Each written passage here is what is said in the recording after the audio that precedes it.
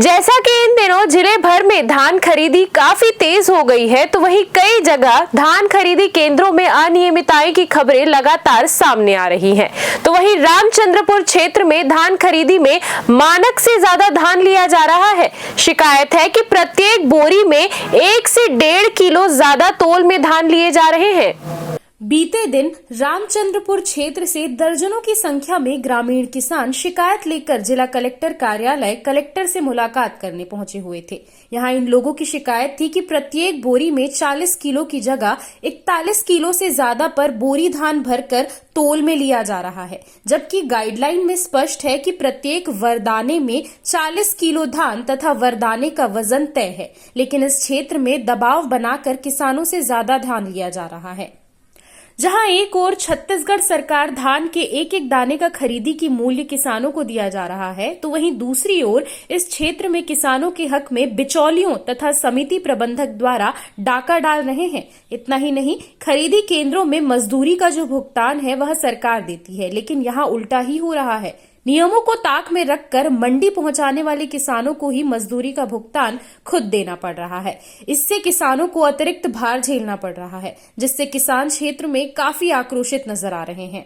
नाम और परिचय बता दो। मैं कमलेश कुमार खैरवार, ग्राम चेरवाड़ी का निवासी हूँ।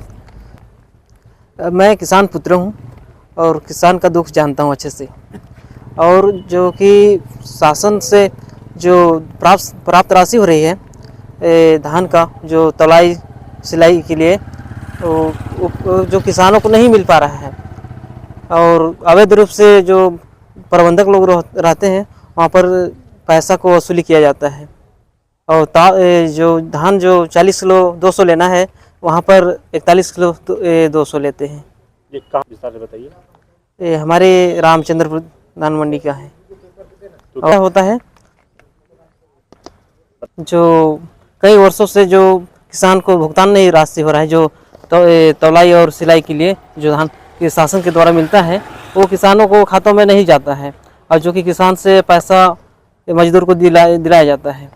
मैं अमित सिंह खैरवार, मैं एक साधारण किसान भी हूं और मैं सर्व आदिवासी समाज का संभागीय उपाध्यक्ष, सरगुजा बचाव संघर्ष समिति का सदस्य महोदय। हमने बलरामपुर जिले के धान खरीदी केंद्र कामेश्वर नगर, दुलंगी, रामचंद्रपुर, बगरा, महावीरगंज और त्रिकुंडा, डिंडो में दौरा किया और वहाँ के किसानों से भी मिला और समिति प्रभारी से भी मिला, समिति प्रबंधक से भी मिला।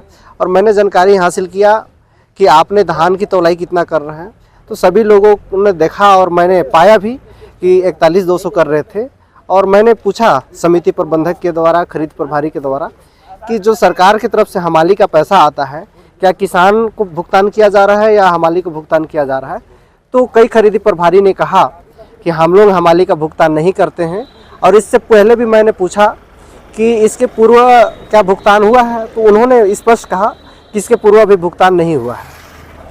तो हम लोगों ने आज ज्ञापन के माध्यम से मांग किया है कि जितने भी धान खरीदी केंद्र है, कामेश्वर नगर हो, दुलंगी हो, रामचंद्रपुर हो, बगरा हो, महावीरगंज हो, विजयनगर हो, त्रिकुंडा हो और डिंडो हो, इन समिति केंद्र में हमाल का पैसा सरकार की तरफ से मिलने वाला न किसान को भुगतान किया गया है, न लेबर को भुगतान किया गया है। वर्तमान में किसान के द्वारा भुगतान कराया जा रहा है।